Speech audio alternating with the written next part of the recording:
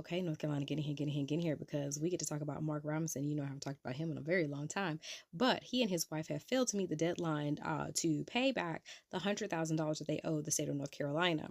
Now, if you remember, Mark Robinson was, a lot of sound clips, a lot of sound bites where he was, fire and brimstone of keep your knees together, keep your skirt down, don't have one of those A words, but him and his wife had one. Make it make sense.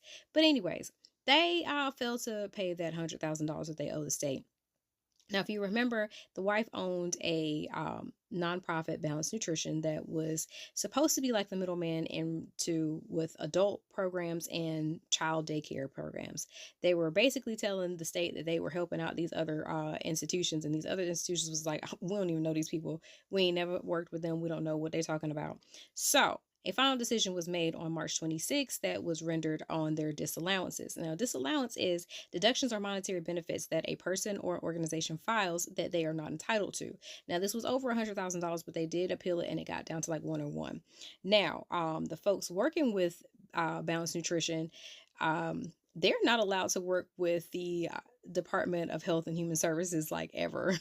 So that'll be interesting as to how, I don't know if they had any certifications or whatever, what they're going to do or how they're going to, live their life or whatever, because of course they tried to say that this was politically motivated because Josh Stein's wife, if you remember, his involvement was, of the prosecution part of it.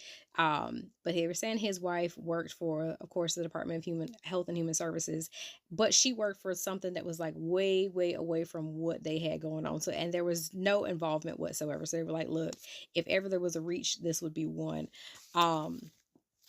So this will be real interesting what they have to say in regards to this, and if they're going to pay this money, or if if the state's going to have to take them to court yet again. But as of right now, like I said, they haven't entered no appeal in regards to not being able to pay it, not paying it, or whatever the case may have been.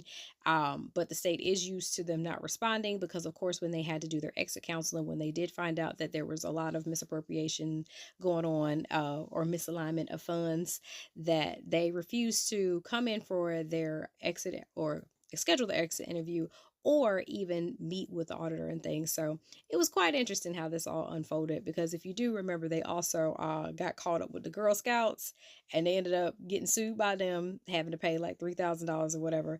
And then we're not gonna forget about that daycare where they was using the oven to heat the place. So y'all, it's been a rocky ride for them. Like, bless them.